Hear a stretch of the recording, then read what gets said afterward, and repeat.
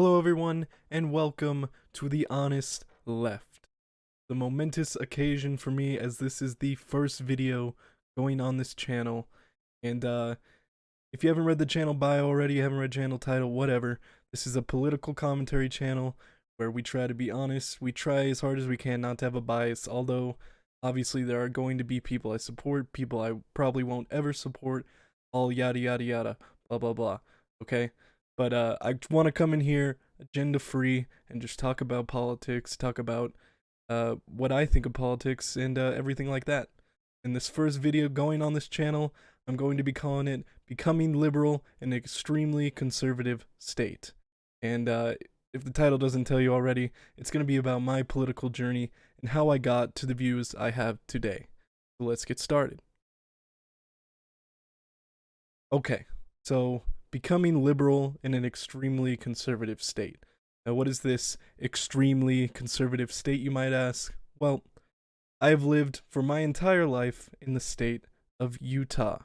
Utah is considered part of the northwestern United States, and for most people who don't live here, and for a lot of people who do live here, is commonly known as the Mormon state.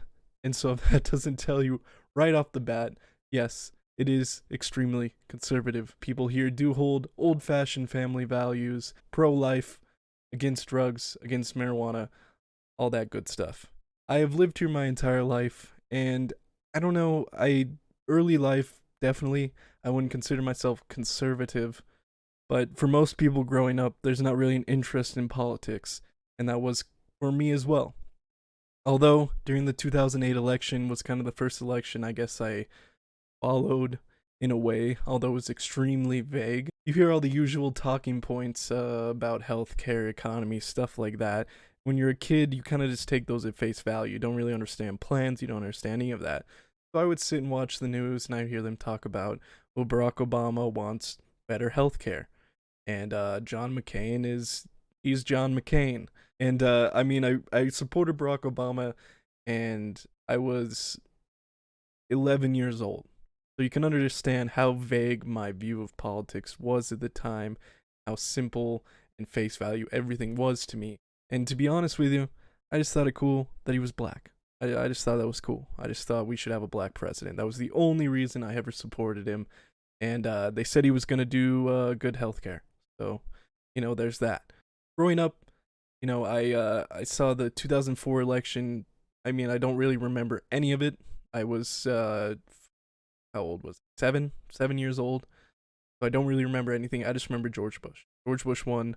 So I would say 2012 was like the first election I was old enough to pay any attention to, although I don't really think I did. I just remember being for Barack Obama because, and I mean, this is going to come off in a certain type of way, but Mitt Romney was Mormon. And growing up in Utah, seeing how conservative these people are, I did not really like the idea of an LDS president. I wasn't really into that. And I supported Obama. Obama won again. And then it comes to 2015, 2016. Okay, we get into the 2016 election. And this was probably the first time I really actually paid attention. But looking back on it now, I believe I paid attention for all of the wrong reasons. Okay, so let me get into that. So come 2015, we have, from the get-go, really, I think most people saw it was going to be Donald Trump, Hillary Clinton. And coming into that, I remembered back from 2008 when Hillary Clinton and Barack Obama were running, and Hillary dropped out, supported Obama. And I thought it was cool that a woman could be president. I thought it was cool that a black person could be president. I mean, I was 11 years old. I didn't have any understanding of policy, economic policy, healthcare policy, foreign policy, all of that stuff. I had no idea what any of that was. And so coming into 2015, my immediate thought was, oh, well, Hillary Clinton's going to win. She's a woman. We could have a woman president. At this point, I am 19 years old. And this is when it really began. This is when my political interest started to pour out of me. But it was in a way that I believe now was very unhealthy. Okay? So I'm going to set the scene here for you, all right? I'm one of those people in 2015, I'm like, Donald Trump running, that's a joke, right? It's a joke. It's got to be a joke. And then I'm on YouTube, and this is crazy to think about now because of the way that YouTube is. I'm on YouTube going through recommended, and I see a video called The Truth About Donald Trump. And setting the scene here, the channel this video is from is The Alex Jones Show. Now thinking back, that is crazy that YouTube recommended that to me. Like, after everything that they've done to Alex Jones, past 2016, 2017, that's insane to me. But it was a good time on the internet. You could find weird stuff on the internet. It was cool. Anyways, I watched this video, and I believe that he's going to basically say this is a joke. I had no idea about InfoWars. I had no idea about Alex Jones. I had literally zero idea what any of this was. And then he starts going into, this guy's the real deal. Let me tell you something. Donald Trump's the real deal. He's gonna get the globalists out of there. He's gonna drain the swamp. Let me tell you that. And I remember just sitting there and I'm like, wow, is all this true? Like, is this guy being for real right now? Like, there's this whole globalist movement.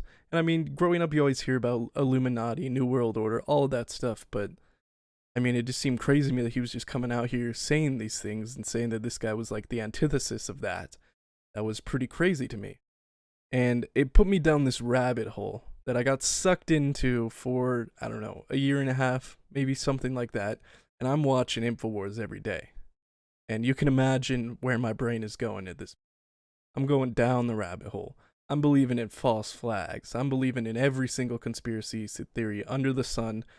And I mean, like I said, looking back, it was very unhealthy. But at the time, you think you're in this mindset of like, ooh, I'm the outsider and I know all of these things and people don't want to believe them, but I believe them because they're real and they're just being ignorant and all this other stuff. And so I go hardcore Trump. I go hardcore Trump all the way. And I mean, I still didn't believe in a lot of these conservative values, like family values and all of these things, but I loved the idea of the outsider. I've always been that way. I've always lived for like big moments in history, big political moments, or anything of those kind, where you just have this crazy series of events that leads you down this path to where you see this ginormous uprising, you see this huge moment, right? Think about like Tiananmen Square, something like that. That's what it felt like at the time. And I liked the populist ideals. And we'll get into kind of the switch up later and how that relates to the populist ideals. But I'm hardcore supporting Trump at this point. And I'm here sitting believing that Hillary Clinton is like evil and, you have the shadow government, all this stuff. And I mean, in a lot of ways, I still kind of believe in those ideas, but I believe in them a more rational way, right? Not the Alex Jones way, not the way of thinking that every shooting is a false flag and things like that. But I'm buying into these populist ideals, and I'm buying into the realness, the rawness, going up there saying whatever you want, no filter, all of that. I mean, I kind of loved that stuff, and I still love that stuff, right? I still think Trump is a great troll. I can agree with that. Whether I agree with the policies, whatever, outside of that, the guy's a great troll, okay? Like, let's just be real here.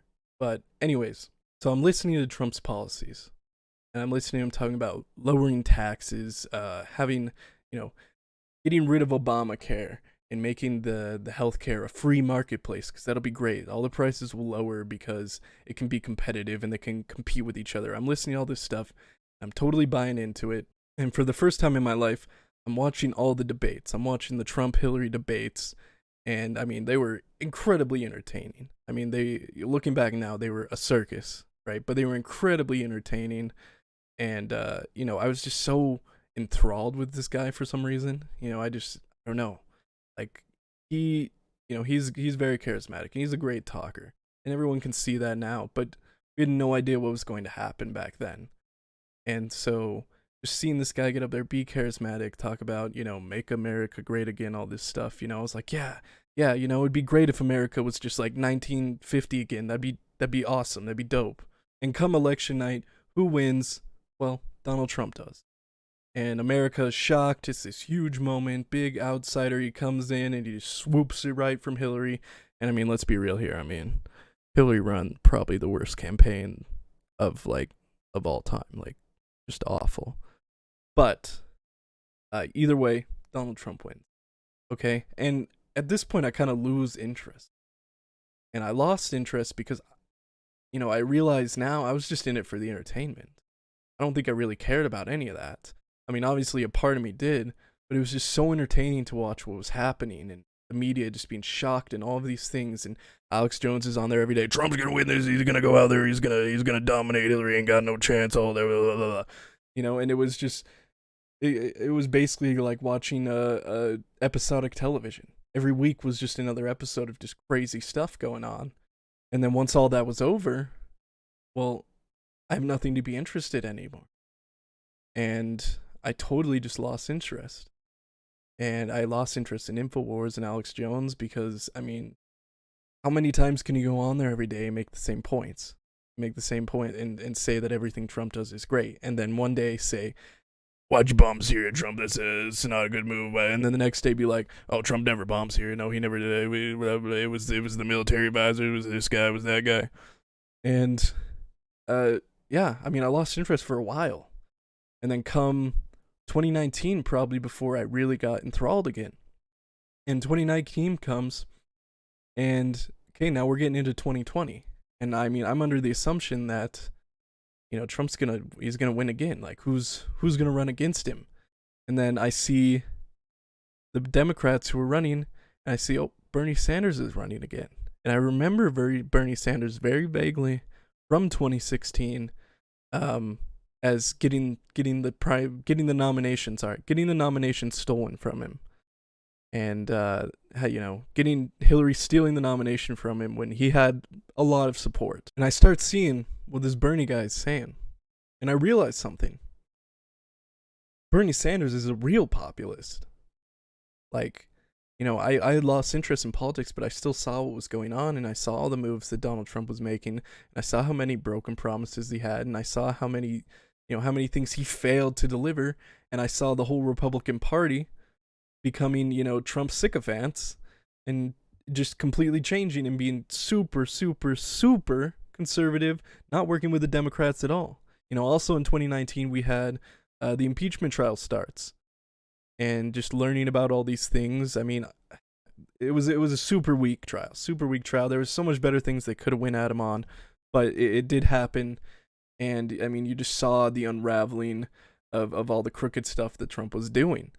And then I see Bernie Sanders come in, and he's a real populist. And it was funny because it was like a lot of these ideas that I was like with Trump on, the populist ideas. I mean, Bernie Sanders has represented those forever. He's been representing Medicare for all since 1902. Like, it's crazy. It's crazy. Wild. But all jokes aside, I mean, I started to believe in him.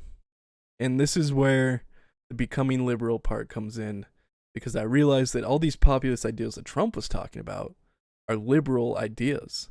And here we have the Trump, an extremely conservative president, not delivering on any of those, which, I mean, shocker. I mean, we probably could have seen it, but we had no idea. And so then I start feeling the burn, baby. I start feeling the burn hard. And I'm watching all the Democratic debates, and I'm watching him just go up there, take all these shots, take them in stride, and have, all the other candidates trying to attack him, and they have nothing. They have to start attacking us. They have to start attacking the supporters, because they have absolutely nothing on him. And I started having a keen interest in politics again, thanks to him, thanks to Bernie Sanders and his populist ideals. And just seeing the circus start to reform again, in a different way. Obviously, none of the Democrats are Donald Trump. None of them are going to go up there and start, personally attacking each other's appearance and stuff like that, right? Well, I mean, I guess you could say, wanting Bernie's health records is a little bit of a personal attack, and the personal attacks do still exist, but they're not Donald Trump. But you start having candidates. Okay, we got Pete Buttigieg, the white Obama. He just goes up there every day, just practices his Obama speeches at every rally, at every debate, everything. And then we had Elizabeth Warren, right? Which, beginning of the race, I mean, viable option for me. And then the snake comes out. The snake teeth, the fangs, they bite into Bernie. And it's insane. He's taking everything in stride, and this just really turned me. And I don't even looking back, I don't even think I ever was conservative, right? I liked the populist ideals. I liked the unhinged, the raw, all of that. But I never believed in the conservative values. I never believed in family values, okay? Never believed in pro-life. Never believed in anti-marijuana, okay? I never believed in any of these things. And so it's crazy to me to think back now and think about, why did I ever even support that guy? Why did I ever even support Trump, right? I don't believe in anything he believes in. But, I mean, it was the false populism stuff, And now we have real populists coming forth and gaining real momentum from grassroots movements. I've donated money to Bernie countless times. And many people have. Many people I know have, right? Because he's the real guy fighting for us. And while I'm making this switch, going liberal, I have friends and family who have almost become Trump sycophants. They believe everything he does is okay and everything he does is the right thing to do. And I mean, not all of them are that way, right? Like I said, I live in an extremely conservative state. In Utah, a lot of people, and it's almost crazy to me, but a lot of people really love Donald Trump. And, I don't even think a lot of it is policy. I think a lot of it is the Christianity, the evangelicism, and what he represents there. And, you have his vice president, Mike Pence, speaking at these evangelist conferences and all of that stuff. And, I mean, it's crazy to me because, I know people who really believe that he's God's chosen hero. And, being in Utah and you drive around, you see all the Trump stickers, you see all the yard signs, all the shirts, the MAGA hats, all of that, the giant rallies. It's all very present all around me, and that's the extremely conservative state part, right? Where I'm going on this liberal journey. I'm getting into the real populism, the real left populism. But I have all of this around me that's trying to tell me not to, right? It's trying to tell me not to believe in that. It's trying to tell me that Bernie Sanders is a socialist. And I sit there and I say, yeah, social democracy, right? We're not going to be Venezuela. If you believe we're going to be Venezuela, you're crazy. You don't listen to anything this guy says if you believe that. And all around me, I start seeing just a bunch of team players. I start seeing people believing that everything on the right is good and everything on the left is bad, or vice versa.